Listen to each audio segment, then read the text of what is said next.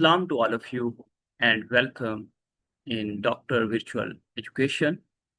I am Hassan Said and today I will discuss the application of structural biology. So dear students, last time हमने introduction of structural biology जो है वो पढ़ा था और आज हम एप्लीकेशंस ऑफ स्ट्रक्चरल बायोलॉजी को जो है वो डिस्कस करेंगे। तो स्ट्रक्चरल बायोलॉजी की जो सबसे ज़्यादा एप्लीकेशंस हैं वो मेडिकल रिसर्च के अंदर जो है वो पाई जाती हैं, जिसके अंदर हम प्रोटीन के 3D स्ट्रक्चर्स को जो है वो डिटरमिन करते हैं। तो स्ट्रक्चरल बायोलॉजी की हमारे पास डिफरेंट एप्लीकेशंस हैं। उनमें से सबसे पहले एप्लीकेशन है determining the active site and the domain. ये किसी भी एंजाइम्स की, किसी भी पैथोजेनिक मॉलिक्यूल की जो कोई डिजीज कॉज कर रहा है, उसकी एक्टिव साइट की शेप वगैरह मालूम करनी हो या डोमेन को फंक्शन मालूम करना हो, उसकी शेप मालूम करनी हो, तो उसके लिए ये फर्स्ट एप्लीकेशन है जो हम करते हैं। सेकंड एप्लीकेशन है आइडेंटिफाइंग द ड्रग टारगेट, कि हम किसी ड्रग का जो है वो टारगेट जो है वो ढूंढते हैं कि ड्रग कहाँ पे किसी मॉलिक्यूल के ऊपर जाके अटैक वो करेगी।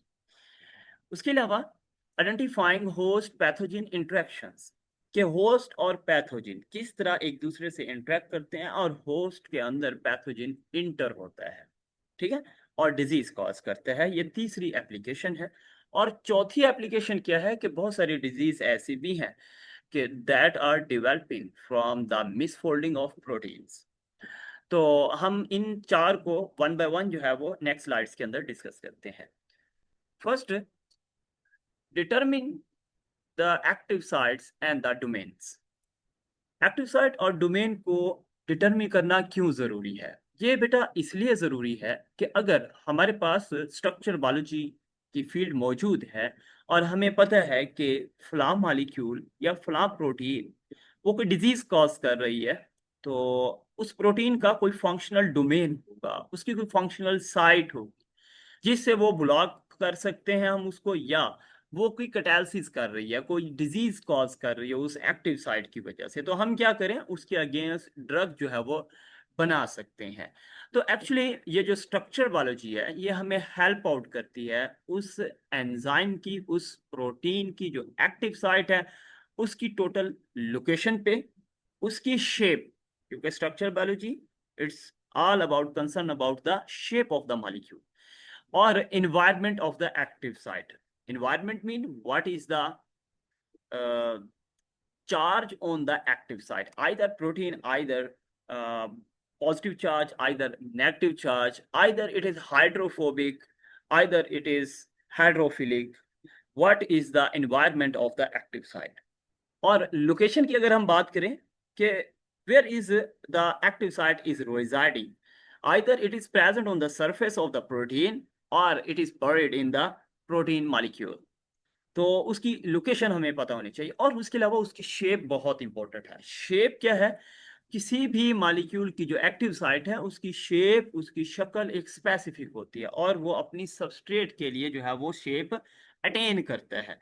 तो हम देखते हैं कि वो शेप कैसे होती है। मैं आपको एक सादा मिसाल से समझाता हूँ कि बेटा ये जो हमारे पास एक ताला आपको नजर आ रहा है और इस पूरे ताले के अंदर आप चाबी कहीं और से लगाएंगे तो ये ताला ओपन नहीं होगा जब तक आप इस चाबी को एक्टिव साइट में नहीं लगाएंगे। अब आप एक्टिव साइट में चाबी लगाएं, लेकिन अगर उसकी एक्टिव साइट के अकॉर्डिंग चाबी के दंदान नहीं है, वो जो उसके टूथ होते हैं कीज के, वो अगर इसमें कंप्लीटली फिट नहीं होंगे तो ये लॉक ओपन नहीं होगा। जैसा कि इस एग्जाम्पल के अंदर अगर आप देखें तो ये एक की है इस और लॉक को ओपन करने के लिए, और ये आपके पास एक्टिव साइट आपको नजर आ रही होगी। इस एक्टिव साइट के अंदर अगर आप इसकी शेप देखें तो एक स्पेसिफिक शेप जो है वो मौजूद है। तो इस स्पेसिफिक शेप के अकॉर्डिंग जो है ये आपके पास ताला जो है वो ओपन होता है। उसके बाद नेक्स्ट, अगर हम इसको ओपन करने की कोशिश करें तो इस की से ओपन नहीं होता है, क्योंकि जो की के टूथ है, टीथ हैं, और जो लॉक के जो अंदर का एक्टिव साइड की शेप है वो कंपैरेटिवली जो है वो कंपैटिबल नहीं है, जिसकी वजह से लॉक जो है वो ओपन नहीं होता। और नेक्स्ट, अगर लॉक का जो एक्टिव साइट है उसकी प्रॉपर शेप हमें पता हो तो we can develop the key of that lock, ठीक है, and we can open that lock easily. Okay, no, you have to understand this, and now you have to come towards our point of concern about the molecule point of view. तो जिस तरह ये ताला है इसी तरह एक molecule, एक प्रोटीन, उसकी एक्टिव साइट की इस तरह की एक शेप होती है. अगर वो मुझे शेप मालूम है तो मैं उसके अगेंस्ट क्या कर सकता हूं, कोई मॉलिक्यूल बना सकता हूं. अगर वो प्रोटीन कोई बीमारी फैला रही है तो उसकी एक्टिव साइट को जानकर मैं उसकी क्या बना सकता हूं, एक दवाई बना सकता हूँ, एक ड्रग बना सकता हूँ, और वो उसको जाके ब्लॉक कर सकती है. तो ये हमारे पास जो है स्ट्रक्चर बायोलॉजी इसलिए भी क्या होती है बेटा, इंपॉर्टेंट होती है. नेक्स्ट हमारे पास स्ट्रक्चर बायोलॉजी एक्टिव साइट के अलावा हमें प्रोटीन के डोमेन्स के बारे में भी बताती है कि उसका स्ट्रक्चर क्या है और उसका फंक्शन क्या है. हमारे पास बहुत सारी प्रोटीन्स है कि वो कोई एक फंक्शन करने के लिए मल्टीपल डोमेन्स पे मुश्तमिल होती है, एक या एक से ज्यादा डोमेन पर मुश्तमिल होती है, या फिर हमारे पास एक प्रोटीन का कॉम्प्लेक्स होता है जिसमें डिफरेंट डोमेन्स होती हैं और हर डोमेन का स्ट्रक्चर भी डिफरेंट है और उसके फंक्शन भी क्या होते हैं, इंडिपेंडेंट फंक्शन होते हैं. वो एक इंडिपेंडेंट फंक्शन कर रहे होते हैं. तो ये हमारे पास क्या है कि डोमेन्स. अब व्हाट इज डोमेन, आप सोच रहे होंगे बेटा कि डोमेन क्या है, कि प्रोटीन के स्ट्रक्चर की तो हमने इस बात समझ ली कि प्रोटीन का एक स्ट्रक्चर होता है, उसके एक स्ट्रैंड फोल्डिंग होती है, तो उसकी एक खास शेप होती है. लेकिन ये डोमेन्स क्या है, डोमेन्स भी हमारे पास किसी भी प्रोटीन के अंदर स्पेसिफिक पार्ट होता है जो कि स्पेसिफिक फंक्शन जो है वो करता है, कि डिस्टिंक्ट स्ट्रक्चरल यूनिट है विद इंडिपेंडेंट फंक्शन, कि वो दूसरी डोमेन पे डिपेंड नहीं कर रहा, उसका फंक्शन डिफरेंट है और उस दूसरी का फंक्शन जो है वो क्या होगा, डिफरेंट होगा. और इसकी एक आपके पास गुड एग्जाम्पल जो है, परफेक्ट एग्जाम्पल जो है वो HIV रिवर्स ट्रांसक्रिप्टेज की है, जो कि रेट्रोवायरसिस के अंदर जो है वो बेटा पाया जाता है. और इसकी इस प्रोटीन्स की दो डोमेन्स होती हैं. ये एक रिवर्स ट्रांसक्रिप्टेज एंजाइम है और ये क्या करता है, ये वायरल RNA से क्या बनाता है, DNA जो है वो सिंथेसाइज करता है और ये हमारे अंदर डिजीज जो है वो काज करता है, एड्स की. तो अब ये आपके पास दो डोमेन्स हैं और इनमें पहली डोमेन जो है ये ग्रीन कलर के अंदर आपको नजर आ रही है. तो ये आपके पास है जी polymerase domain that synthesize DNA, ठीक है, पॉलीमराइजेशन रिएक्शन करता है. और दूसरी हमारे पास है जी RNAs H domains that separate the DNA and RNA hybrid. ये DNA और RNA हाइब्रिड को क्या करता है, सेपरेट करते हैं. ये दोनों डोमेन रहती ही इकट्ठे हैं लेकिन फंक्शन इनका क्या है, डिफरेंट है, और इनकी शेप भी क्या होती है, प्रॉपर टोटली डिफरेंट जो है वो शेप होती है. तो ये हमारे पास जो है ये डोमेन्स कहलाती हैं. उसके अलावा अगर हम किसी भी स्ट्रक्चर की, किसी भी प्रोटीन की, उसकी एक्टिव साइट की या उसकी डोमेन की लोकेशन स्ट्रक्चर अगर हम मालूम कर सकते हैं, it will be help to design the antiviral drug and the targets. तो जैसे मैंने आपको ताले की एग्जांपल दी थी कि अगर आप उसके अंदर की जो एक्टिव साइट है वो जान जाए तो आप उसके अकॉर्डिंग चाबी की जो टीथ हैं वो डिवेल्प करके उस लॉक को ओपन कर सकते हो. सेम लाइक दैट कि अगर आपको प्रोटीन के जो है वो एक्टिव साइट की शेप मालूम है तो आप उसकी चाबी यानी कि एक एंटीवायरल ड्रग या उस प्रोटीन का इनहिबिटर जो है वो आप बना सकते हैं. समझ आ गई बेटा. अच्छा, नेक्स्ट है हमारे पास एक छोटी सी एग्जांपल दी हुई है कि active site of serine protease. ये प्रोटीएज बेटा एक एंजाइम है और that catalyse the peptide bond and it is specific for the peptide bonds. तो ये जो प्रोटीन्स के अमीनो एसिड्स के दरमियान जो छोटे बॉन्ड्स होते हैं जिनको पेप्टाइड CN बॉन्ड कहते हैं, पेप्टाइड बॉन्ड जो है वो मौजूद है, ये उसको ये सीरीन प्रोटीएज जो है वो क्या करता है, ब्रेक डाउन जो है वो करता है at the serine amino acid. ठीक है, नेक्स्ट हम मूव करते हैं. नेक्स्ट सेकंड एप्लीकेशन है बेटा, इसको आपने बड़े गौर से पढ़ समझना है कि सेकंड एप्लीकेशन के अंदर जो है वो identifying the drug targets. What are the drug targets? Drug targets क्या है? ड्रग टारगेट्स आपके पास वो मॉलिक्यूल होता है जो कि किसी मतलब ये वो केमिकल कंपाउंड है जो किसी बड़े मैक्रो मॉलिक्यूल को ब्लॉक करता है. ठीक है, अब ड्रग टारगेट क्या है? ड्रग टारगेट बेटा इसको समझने के लिए मैं आपको बेहतरीन एग्जांपल जो है वो आगे बताऊंगा और दिखाऊंगा भी सही, और आपको बहुत एक्टिवली वो समझ आएगी। तो मैं आपको ड्रग टारगेट्स के बारे में बताता हूँ। कोई भी प्रोटीन है, कोई भी बेटा मॉलिक्यूल है, scientist are going to try to find out the right place at which the drug works, कि वो कोई राइट प्लेस ढूंढते हैं क्या, ताकि वहां पे ड्रग जो है वो टारगेट कर की जा सके, ड्रग जो है वो लगाई जा सके। तो फाइंड आर ड्रग टारगेट्स। तो साइंटिस्ट या आपके पास जो हमारे पास मेडिकल फील्ड के अंदर लोग काम कर रहे हैं, रिसर्च कर रहे हैं, तो वो ड्रग टारगेट्स ढूंढते हैं। और ड्रग टारगेट्स एक्चुअली होते क्या हैं? ये आपके पास डिजीज कॉजिंग मॉलिक्यूल्स हैं जो बीमारी फैलाते हैं। और these molecule mostly are proteins and these, इनके ऊपर कोई राइट प्लेस वो ढूंढते हैं कि कौन सी ऐसी प्लेस है जिसके वो वर्क कर रहा है, और हम अगर उसको ब्लॉक कर दें तो वो डिजीज कॉज नहीं करेगा, वो वर्किंग उसकी स्टॉप हो जाएगी। तो वो आपके पास क्या कहलाते हैं? ड्रग टारगेट्स कहलाते हैं। तो these places are usually protein and are called drug targets. समझ आ गई इस बात की? चले अब हम आपको जो है ना ड्रग टारगेट्स की थोड़ी एक इंटरेस्टिंग एग्जाम्पल जो है वो देते हैं। ये आपके पास एक बड़ा डोर है, और इसको मैं आपको एक चाबी दे देता हूं, और मैं आपको बताता हूं कि इसको आपने ओपन करना है। ठीक है?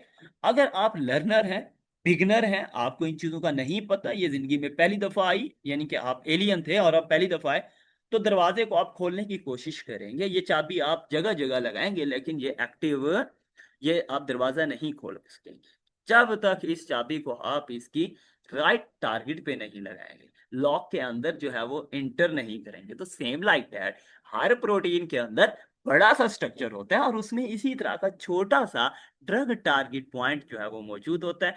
तो हमारे पास साइंटिस्ट या स्ट्रक्चरल बियोलॉजिस्ट वो क्या करते हैं? इस पॉइंट को ढूंढते हैं उस मॉलिक्यूल में, और ड्रग जो है वो बना लेते हैं, एक मेडिसिन जो है वो बना लेते हैं। तो इस तरह हम जो है वो क्या फाइंड आउट करते हैं बेटा?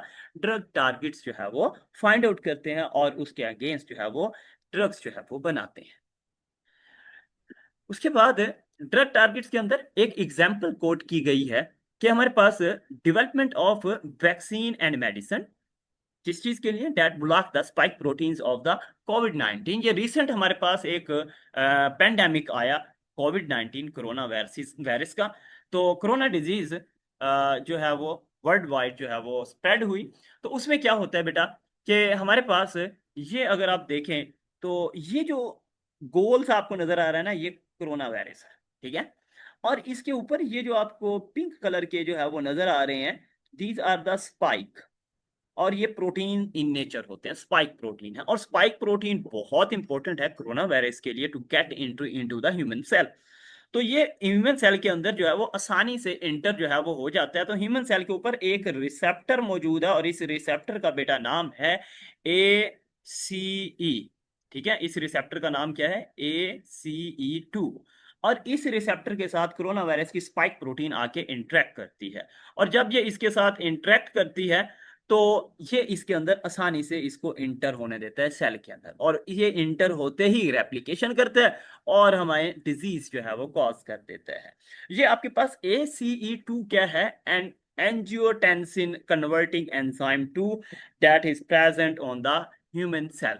ठीक है? और ये डिजीज जो है वो कॉज करवाने का एजेंट बनता है। हालांकि ये ह्यूमन का सेल है, लेकिन इसकी अफिनिटी किसके साथ है? स्पाइक प्रोटीन्स के साथ। तो हमारे लिए ड्रग टारगेट्स कौन होगी? स्पाइक प्रोटीन होगी। और स्पाइक प्रोटीन के अंदर क्या होगी? उसकी होल प्रोटीन नहीं होगी, बल्कि हमारे लिए टारगेट पॉइंट कौन सा होगा? उसकी एक्टिव साइट होगी, जैसे कि मैंने आपको डोर वाली एग्जांपल दी। ठीक है बेटा? तो चले हम नेक्स्ट जो है वो चलते हैं।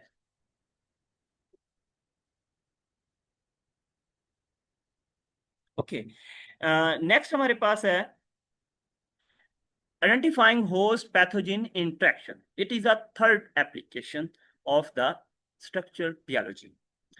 तो होस्ट पैथोजन इंट्रैक्शंस, अगर हमें होस्ट पैथोजन का पता हो कि ये किस जगह आके इंटरेक्ट करते हैं, कौन सी प्रोटीन होस्ट की और कौन सी प्रोटीन पैथोजन की ये इंटरेक्ट करती हैं, और ये डिजीज जो है वो कॉज करती हैं। तो जब हमें ये चीज पता चल जाएगी तो हम क्या कर सकते हैं? उस डिजीज का ट्रीटमेंट जो है वो बेटा ढूंढ सकते हैं। ठीक है? तो ये कैसे कर सकते हैं, इसको हम जो है वो देखते हैं कि होस्ट पैथोजन इंटरेक्शन जो है वो कैसे होती हैं। तो होस्ट पैथोजन इंटरेक्शन के लिए हमारे पास क्या होता है कि हमें ये जानना बहुत जरूरी है कि वो दो मॉलिक्यूल कौन से हैं जो होस्ट के ऊपर मौजूद हैं और जो पैथोजन के ऊपर मौजूद हैं, और वो हमें क्या बताएगा कि how the pathogen enter into the host and how they cause the disease. ठीक है, तो ये हमारे पास जो है वो ओवरऑल इस एप्लीकेशन के अंदर हेल्प आउट करती है कि हम दोनों प्रोटीन को स्ट्रक्चर बायोलॉजी के अंदर जो है वो ले जाते हैं और इनके स्ट्रक्चर्स को जो है वो जानते हैं, और इनकी इंटरेक्शन भी जो है वो देखी जा सकती हैं स्ट्रक्चर बायोलॉजी के अंदर। इनको हम जो है वो कंबाइन करवा सकते हैं, डॉकिंग स्टडी कर सकते हैं इन दोनों प्रोटीन्स को आपस में मिलाकर, और हम देख सकते हैं कि ये किस तरह इंटरेक्ट करती हैं, कौन सी रेजिड्यूज हैं, कौन से अमीनो एसिड हैं, कौन सी साइट है एक्टिव साइट जो इनको आपस में इंटरेक्ट करने में हेल्प आउट करती है, और ये पैथोजन जो है वो होस्ट के अंदर इंटर होकर डिजीज कॉज करता है। चलें, हमारे पास ये एक छोटी सी वीडियो है जिसको आप देखें। ये हमारे पास कोरोना वायरस है, इसकी स्पाइक प्रोटीन है ACE जो हमारे पास रिसेप्टर था उसके साथ बाइंड करने के बाद ये आपके पास रिवर्स ट्रांसक्रिप्टेज है, और ये आरएनए जो वायरस का आरएनए है और ये डीएनए बना रहा है, और फिर यही डीएनए रिवर्स ट्रांसक्रिप्टेज डीएनए का डबल स्ट्रैंड बना देगा। तो ये हमारे पास इस तरह जो है वो वायरस के अंदर हमारी बॉडी के अंदर ये इंटर होके हमें डिजीज जो है वो कॉज करता है, जो है वो कोरोना। ठीक है, कोरोना वायरस। नेक्स्ट हम मूव करते हैं बेटा। फोर्थ जो है वो आइडेंटिफाइंग एप्लीकेशन है, आइडेंटिफाइंग द प्रोटीन मिसफोल्डिंग। तो प्रोटीन्स जो है always work with the proper folding. अगर उसकी शेप प्रॉपर है, उसकी शक्ल ग्लोबुलर शेप है, और फंक्शनल शेप उसकी जो है वो अकॉर्डिंग टू देयर फंक्शन वो एक नॉर्मल फोल्डिंग है, देन इट वर्क्स प्रॉपरली। और अगर ये फोल्डिंग जो है वो मिस फोल्डिंग है, इसमें कोई बिगाड़ है, तो इट डजंट वर्क। ठीक है, even only a single amino acid is changed, it cause a lot of mutations, it change the whole globular shape of the protein, जिसकी एक बेहतरीन एग्जांपल हमारे पास सिकल सेल एनीमिया है, जिसके अंदर एक रेजिड्यूज एक अमीनो एसिड 574 अमीनो एसिड में से एक अमीनो एसिड के चेंज होने से क्या होता है कि एक पूरी प्रोटीन की जो ग्लोबुलर शेप है वो सिकल लाइक हो जाती है, उसकी शेप उसका स्ट्रक्चर ही चेंज हो जाता है, मिसफोल्डिंग हो जाती है। तो इस तरह वो अपना प्रॉपर फंक्शन नहीं कर सकती, ऑक्सीजन कैरी नहीं करती। सेम लाइक दैट कि हमारे पास कुछ इस तरह की डिजीज हैं जो कि स्पेसिफिक प्रोटीन्स के मिसफोल्डिंग से होती हैं। ठीक है, और वो हमारे पास कौन सी डिजीज है, वो हमारे पास वो डिजीज है सिस्टिक फाइब्रोसिस है, जो कि हमारे लंग्स को, डाइजेस्टिव ट्रैक्ट को और दूसरे डिफरेंट ऑर्गन्स हैं जिनके जो है वो डैमेज करती है। पार्किंसन डिजीज है, ये आपके पास न्यूरो डिजेनरेटिव डिसऑर्डर है। और जो लास्ट है जी एल्जाइमर डिजीज, ये डायमेंशिया से रिलेटेड है, भूल जाने की बीमारी से रिलेटेड है, हमारी जो है वो नर्वस सिस्टम डिसऑर्डर है एल्जाइमर डिजीज जो है। And people are working on these two disorders. तो हमें स्ट्रक्चर बायोलॉजी क्या बताती है? हमें स्ट्रक्चर बायोलॉजी बताती है कि how these misfolding leads towards the disease, कि किस तरह ये मिसफोल्डिंग जो है वो बीमारी जो है वो फैलाती है, ये बीमारी में कन्वर्ट हो जाती है, नॉर्मल फोल्डिंग एबनॉर्मल होकर किस तरह डिजीज जो है वो कॉज करती है। तो ये हमारे पास बेटा 4 पॉइंट्स थे, और चारों एप्लीकेशंस मैंने आपको समझाई, और उम्मीद करता हूं कि ये चारों एप्लीकेशंस जो है वो आपको बहुत अच्छे से जो है वो समझ आई होंगी। और अगर आपका कोई सवाल है, कोई क्वेश्चन करना चाहते हैं, तो कमेंट बॉक्स में ज़रूर शेयर करें अपना कमेंट। क्वेश्चन जो है आपको जो है वो प्रॉम्प्ट जो है वो आंसर किया जाएगा बेटा। कोई आपको लेक्चर में कंफ्यूजन है तो आप ज़रूर पूछ सकते हैं। इसके अलावा आप एग्ज़ाम की प्रेपरेशन के लिए you have to join our Dr. Virtual Education. You have to just note this email address or a WhatsApp. You have to contact on us and to join us for your future. Okay, dear. Take care, and we will come with the next lecture is X-ray crystallography. That is very interesting, and you will enjoy. I hope so. Then, okay, bye-bye. Take care.